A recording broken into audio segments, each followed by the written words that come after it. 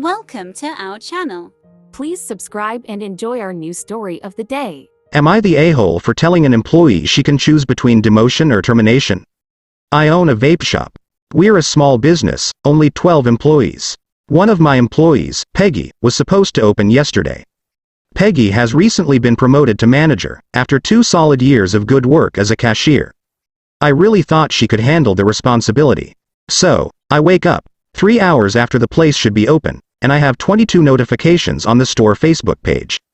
Customers have been trying to come shop, but the store is closed.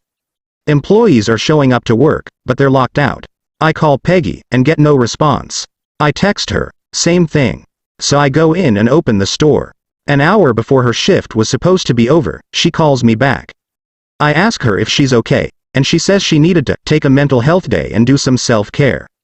I'm still pretty pissed at this point, but I'm trying to be understanding, as I know how important mental health can be. So I ask her why she didn't call me as soon as she knew she needed the day off. Her response: I didn't have enough spoons in my drawer for that. Frankly, I don't know what that means. But it seems to me like she's saying she cannot be trusted to handle the responsibility of opening the store in the morning. So I told her that she had 2 choices. 1. Go back to her old position, with her old pay. 2. I fire her completely. She's calling me all sorts of "east" now, and says I'm discriminating against her due to her poor mental health and her gender. None of this would have been a problem if she simply took 2 minutes to call out. I would have got up and opened the store on time. But this no-call, no-show shit is not the way to run a successful business. I think I might be the a-hole here, because I am taking away her promotion over something she really had no control over. But at the same time, she really could have called me. So, Reddit, I leave it to you. Am I the asshole? Edit. I came back from making a sandwich and had 41 messages. I can't say I'm going to respond to every one of y'all individually, but I am reading all of the comments. Anyone who asks a question I haven't already answered will get a response. Pause replies. Not the asshole. You aren't taking it away because of her gender or poor mental health. You were reacting to her not following the sickness policy of contacting you before her shift. To be honest, not showing up or contacting anyone, I wouldn't have been giving her the choice. However, check that legally you were okay with that. Second reply. The spoons thing is referring to spoon theory, a psychological theory regarding the amount of energy it takes someone to perform a task.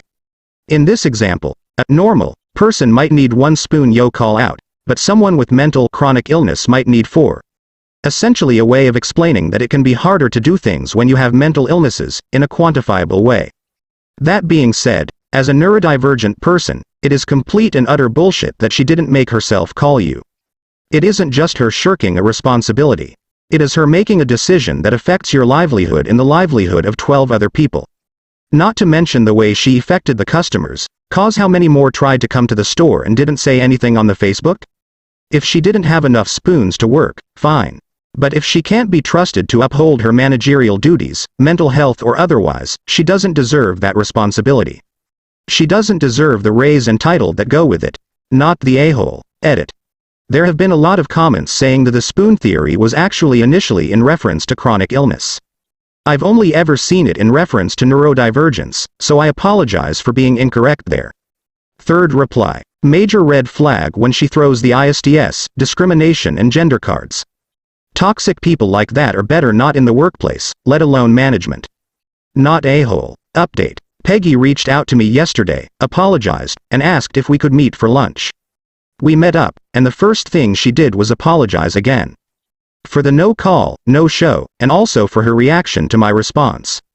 She admitted that she knows I'm not sexist, or ableist.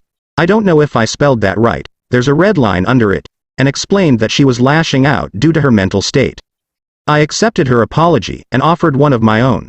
Both for giving her too much responsibility too quickly, and also for reacting out of emotion. She explained to me that she had a major issue on Monday, and without getting into too much detail, I'll just say that it was the anniversary of a bad thing.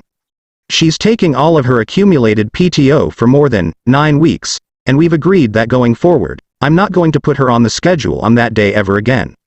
She's admitted that she's not up to the role of manager. When she returns, she will be in the role of lead cashier, a role I created specifically for her. This way she can keep her raise, and not feel like she got a demotion, but rather a lateral transfer. I've also let her know that if she ever feels like she's up to more responsibility, she can let me know, and I'll put her right back on track for the manager spot. I've also let her know that if she's ever in a position where she's not able to call out, she can simply text me a thumbs down emoji, and I will accept that as notice that she will be missing her next shift. She's agreed that that will be okay, even when she's out of spoons. I appreciate all of the 6,000 comments my post got, even the ones calling me the a-hole. Thank you all very much. I want to specifically address the folks who explained spoon theory to me, as well as those who commented about Peter Principle. Those two types of comments very heavily influenced my actions. I was able to better understand both her issue and my own failures as a leader because of those comments. Hopefully we can both move forward from this unfortunate incident and end up better for it. Replies. We love a good outcome on this sub, especially when both parties communicate what's going on and they're listened to. Second reply. Jumping on top comment to say that Op sounds like an absolutely amazing boss, and is the kind of person I hope to work for when I graduate and start working full-time. Letting Peggy keep her raise by inventing a whole new role for her and creating a system with her for how to easily call out of work when she can't actually make the call is so kind of Op, who has proven that he's the furthest thing possible from ableist. Keep it up, Op. You're doing amazing. The world would be a much better place for folks who struggle with their mental health if employers were more like you, Op. You weren't the a-hole originally, but you responding to the situation with compassion speaks volumes, and you managed to find a practical and kind way to handle it. Wishing you, your business, and your employees success.